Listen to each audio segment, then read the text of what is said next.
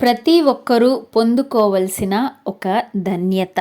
నీ మందిరమునందు నివసించువారు ధన్యులు, వారు నిత్యము నిన్ను స్తుతించుదురు. కీర్తనల గ్రంథం 84వ అధ్యాయం 4వ వచనం. ప్రభువా, తరతరముల నుండి మాకు నివాస స్థలము నీవే. మహోన్నతుని చాటున నివసించువాడే, సర్వశక్తిని నీడను విశ్రమించువాడు.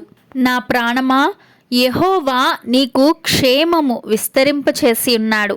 తిరిగి నీ విశ్రాంతిలో ప్రవేశింపుము. కోడి తన పిల్లలను రెక్కల క్రిందకి ఎలాగు చేర్చుకొనునో అలాగూ దేవుడు మనలను చేర్చుకొనును. దేవుడే మనకు నివాస స్థలము. ఆయన చాటున నివసించువాడు విశ్రాంతి నొందును. దేవుని మందిరములో నెమ్మది కలుగును. నిత్యము ఆయనను స్తుతిస్తూ ఆయన మందిరములో నివసించి దేవుని ధన్యతను పొందుకుందాం.